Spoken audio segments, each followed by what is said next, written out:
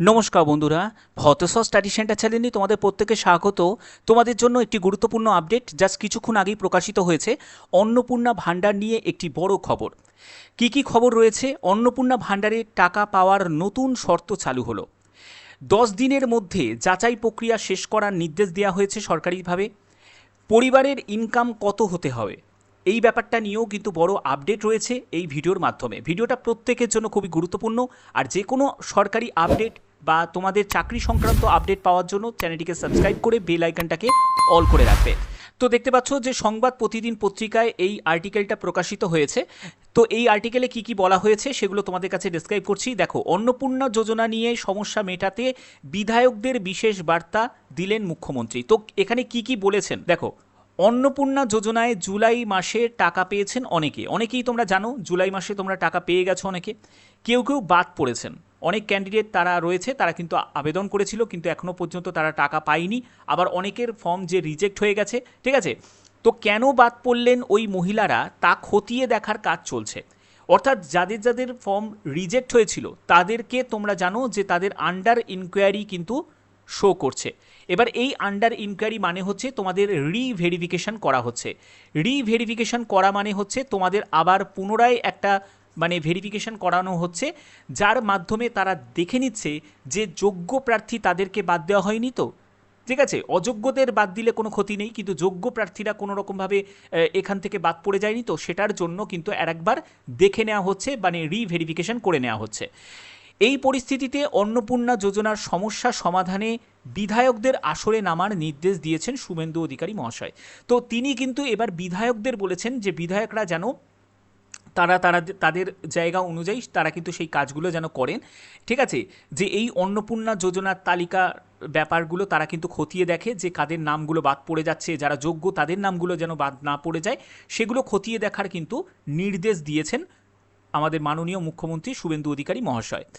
শনিবার বিজেপির পরিষদীয় দলের বৈঠকে এই নিয়ে আলোচনা করেন তিনি। প্রায় আধ ঘন্টা বৈঠক হয়, ঠিক আছে। আচ্ছা, এর পরবর্তী দেখো, পূর্বতন তৃণমূল সরকারের আমলে প্রতি মাসে লক্ষ্মী ভাণ্ডারের টাকা পেতেন মহিলারা। সাধারণ জেনারেল মহিলারা 1,500 টাকা পেতেন, তপশিলি জাতি উপজাতি 1,700 টাকা পেতেন। ক্ষমতায় আসার আগেই বিজেপি সংকল্পপত্রে লক্ষ্মী ভাণ্ডারের পরিবর্তে অন্নপূর্ণা যোজনা চালু করার কথা বলা হয়। সেই মতো বর্তমানে প্রতি মাসে 3,000 টাকা করে পাচ্ছেন মহিলারা, ঠিক আছে। তো তোমাদের অনেকেরই 3,000 টাকা করে প্রতি মাসে ঢুকছে, আবার এখনও পর্যন্ত অনেকের কিন্তু ঢোকেনি, অনেক আগেই আবেদন করে বসে রয়েছে। অনেকের কিন্তু এখনও পর্যন্ত সাবমিটেড দেখাচ্ছে। তোমাদের স্ট্যাটাসে কি দেখাচ্ছে সেটা কিন্তু প্রত্যেকে কমেন্টে জানাবে। ওকে, আচ্ছা, এবার তোমাদের এই জায়গাটায় কি বলছে আমি সেটা একবার দেখে নিই। দেখো এইখানটায় কি বলছে, এগুলো খুব ইম্পর্টেন্ট একটা পয়েন্ট রয়েছে, সেখানে দেখে নাও। বলছে মুখ্যমন্ত্রী বলেন অন্নপূর্ণা যোজনা নিয়ে ইতিমধ্যেই নানা বিতর্ক তৈরি হয়েছে। দেখো, অনেকেই টাকা পাচ্ছে, যারা টাকা পাচ্ছে তো ঠিক আছে, কিন্তু যারা পাচ্ছে না কিন্তু তারা যোগ্য, এবার সেটা নিয়ে কিন্তু অনেক রকমের কথাবার্তা হচ্ছে। বিরোধীরাও বিতর্ক তৈরি করার চেষ্টা করেছেন। এই তালিকায় এমন কিছু নাম নথিভুক্ত হয়েছে যারা অন্নপূর্ণা যোজনার আওতায় আসার কথা নয়। অর্থাৎ তারা ভেরিফিকেশন করে দেখেছে, মানে টাকাও পেয়ে গেছে, কিন্তু তারপরে যখন আবার ভেরিফিকেশন যখন করছে তখন তারা দেখতে পাচ্ছে যে তারা আদৌ যোগ্যই নয়, কিন্তু তারা টাকা পাচ্ছে। আমরা যোগ্যতার মানদণ্ড হিসাবে আমরা কি জানি, আমাদের যেটা অফিসিয়াল নোটিফিকেশনে ছিল সেটা হলো 25 থেকে 60 বছরের মধ্যে বয়স হতে হবে। ঠিক আছে, 25 থেকে 60 বছরের মধ্যে বয়স হতে হবে। এবং তাকে পার্মানেন্ট কোনো গভর্নমেন্ট যদি এমপ্লয়ি হয়ে থাকে, সে যদি কোনো পেনশনার হয়ে থাকে, সে যদি কোনো এনি স্ট্যাচুটরি বডি বা গভর্নমেন্ট আন্ডারটেকিং কোনো সংস্থায় কাজ করছে, পঞ্চায়েত বা মিউনিসিপ্যালিটি বডিতে কোনো কাজ করছে, বা এডুকেশনাল ইনস্টিটিউটেতে যদি সে কাজ করে থাকে তাহলেও, বা টিচিং বা নন টিচিং পোস্টে যদি সে কাজ করে থাকে তাহলে সে কিন্তু যোগ্য নয়। এছাড়া সে যদি কোনো ইনকাম ট্যাক্স পেয়ার হয়ে থাকে তাহলেও সে কিন্তু যোগ্য নয়।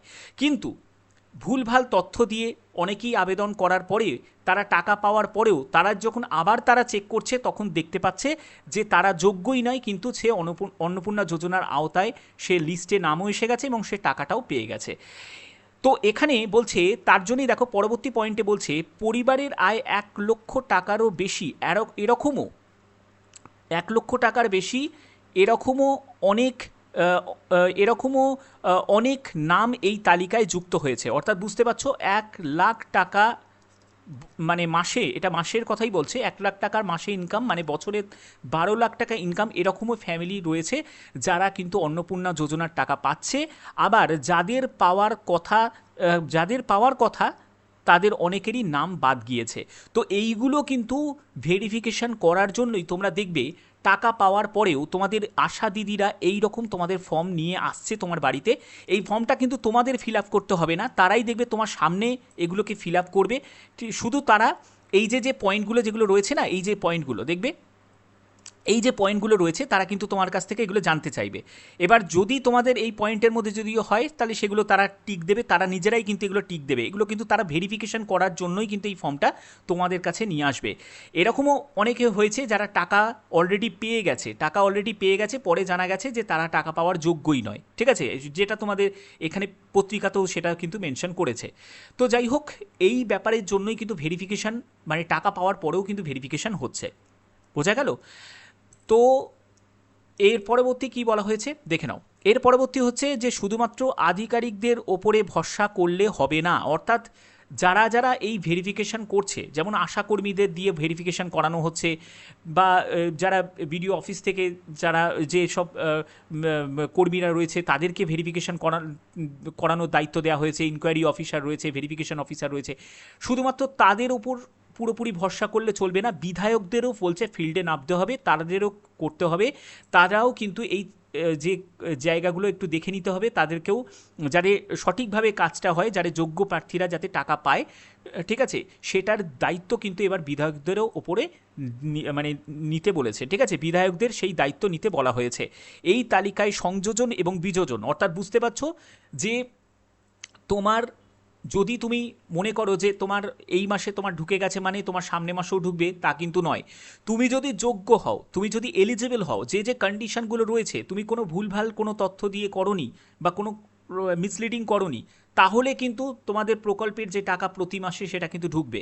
না হলে কিন্তু এই মাসে পেয়েছো মানে যে সামনে মাসে পাবে সেরকম কিন্তু কোনো নিশ্চয়তা নেই, কারণ ভেরিফিকেশন প্রসেস কিন্তু তারা কন্টিনিউ করবে। ঠিক আছে, এবং যদি ভেরিফিকেশন করার পরে যদি কোনো সময় কোনো জায়গায় গিয়ে দেখতে পায় যে তুমি কোনো ফলস ইনফরমেশন দিয়ে আবেদন করেছো এবং এতদিন তুমি টাকা ভোগ করেছো, তাহলে কিন্তু তারা টাকা ফেরতও কিন্তু নিয়ে নিতে পারে।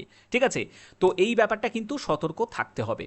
এর পরবর্তী হচ্ছে বিধায়কদের যেহেতু দায়িত্ব দিয়েছে এবং বিধায়কদের 10 দিন মতো বলেছে, 10 দিনের মধ্যে সম্পূর্ণ প্রসেস কিন্তু করতে বলেছে। তিনি আবার বলেন যে বিধায়কদেরও আরও জনসংযোগ বাড়াতে হবে, অর্থাৎ একেবারে গ্রাউন্ড লেভেলে তাদের কাজ করতে হবে।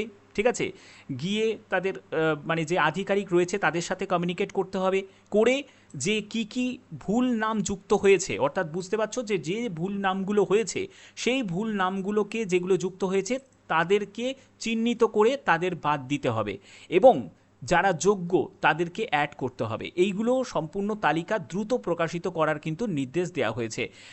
তো আমাদের দলের বিধায়কদের বড় ভূমিকা নিতে হবে, এইটাই কিন্তু আমাদের মাননীয় মুখ্যমন্ত্রী তিনি জানিয়েছেন। যাদের যাদের এখনও পর্যন্ত টাকা ঢোকেনি তাদের কিন্তু চিন্তা করার কিছু নেই। ঠিক আছে, তো তাদের কিন্তু চিন্তা করার কিছু নেই। তাদের একটা কথাই মাথায় রাখবে, তুমি যদি যোগ্য হও তাহলে অবশ্যই তোমার ঢুকবে, কারণ তোমার কাছে সেই সব প্রমাণগুলো রয়েছে।